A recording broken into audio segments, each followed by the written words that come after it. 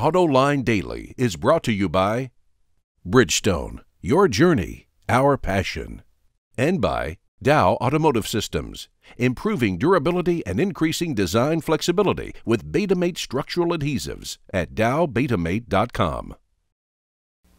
Welcome to Autoline Daily. In today's show, Land Rover launches a contest that's out of this world. Lexus, Hyundai, and Audi reveal new cars and a forever solution to your brake line worries. But now let's get to today's top stories. Sales of electric cars are minuscule, but they continue to grow much faster than the overall market. Warts reports that last month sales of EVs shot up 50% in the US market. So let's dive into the numbers to see how the different models stack up against each other. The Nissan Leaf is clearly in the lead, with sales 3 times greater than the Tesla Model S or BMW i3. But how about that i3? Selling over 1,000 units shows it could be a serious contender in the segment. The Fiat 500e is the best of the rest, and we're surprised to see the Smart 4 so far up the list, beating out the Ford Focus and Toyota RAV4. Then we see a big drop down to the Chevy Spark, the Honda Fit, Mercedes B-Class, and finally, the Mitsubishi i. There, now you know more about the sales of electric cars than 99% of the people in the industry. And in other EV news, Tesla selected Nevada as the site for its first Gigafactory. The $5 billion facility will allow the automaker to build a mass-market EV, and by 2020 will be producing more lithium-ion batteries than were made worldwide last year. Well, back in January, we got a peek at the high-performance version of the Lexus RC Coupe called the RCF, and now we're getting all the details on the production model. Here's some of what we didn't know before. It's powered by a 467 horsepower 5-liter V8, which will be mated to an 8-speed automatic with 4 selectable driving modes. It will offer electric power steering, a torque vectoring rear differential, and LED front headlights. Inside, the driver will be greeted by a digital TFT display that changes depending on what mode the car is set to. A touchpad can operate infotainment controls, and the driver can even control the amount of intake and exhaust noise with what Lexus calls active sound control. The press release doesn't say when the RCF will hit the streets, but it will be sold as a 2015 model. Recently, Hyundai revealed sketches of the 5-door version of the next generation i20 compact car, and now the company is showing off a wild coupe version. There isn't much details about the cars other than they were designed and developed at Hyundai's design center in Germany. So that probably means we won't be seeing the i20 in North America. Audi just updated the A6. It gets some minor tweaks to the design, including the grille, air intakes, bumpers, and front and rear lights. Inside, it features an updated infotainment system, which comes with an 8-inch retractable screen. Under the hood, the A6 offers a variety of engines.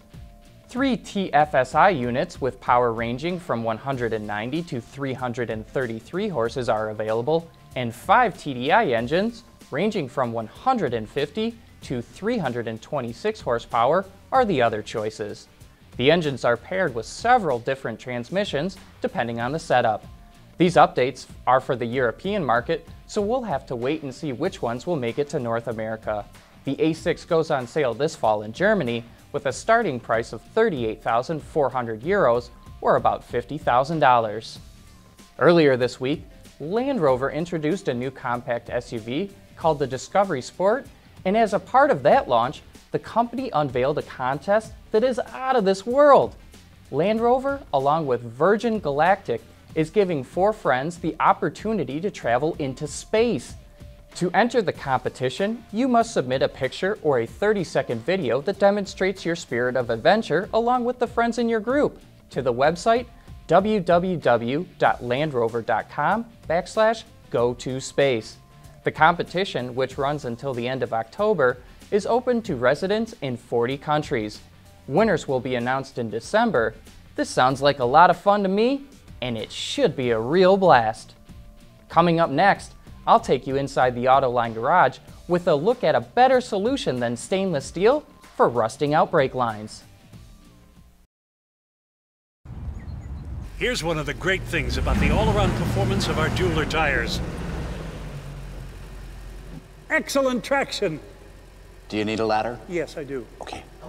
At Bridgestone, our passion for performance knows no bounds. There's more car news and industry insight from the Autoline network every day. Take a moment to click that subscribe button. You'll never miss another Autoline episode.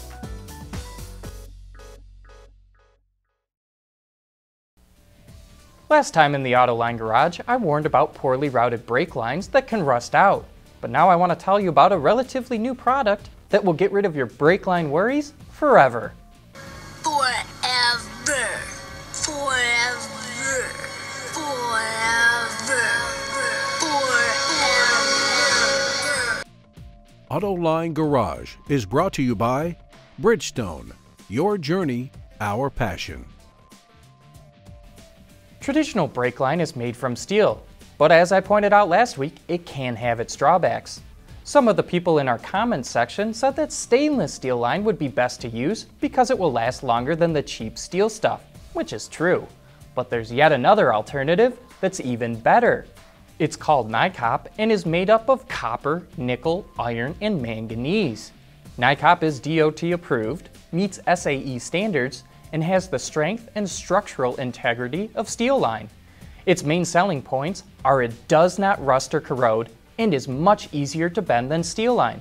And just to prove how easy it is to bend, check out this YouTube video I found. Plus, it doesn't require any special tools and it can even be bent, then bent back again without kinking. NiCop is more expensive than steel line, but it's really not too much more.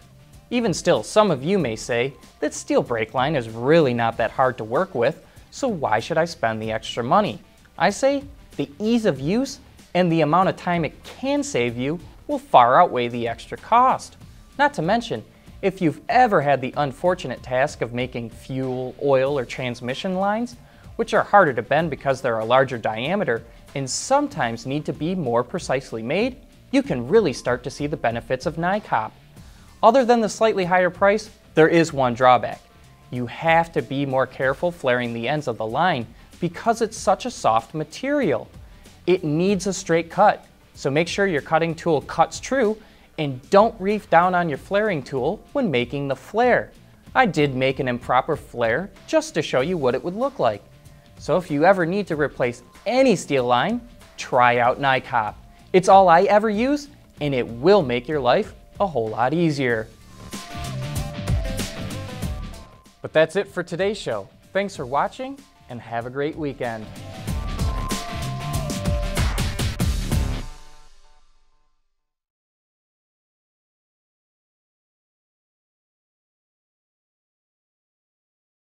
Wards is the industry leader for news, data, and analysis. That's why companies across the globe subscribe to our premium service, maybe even your own.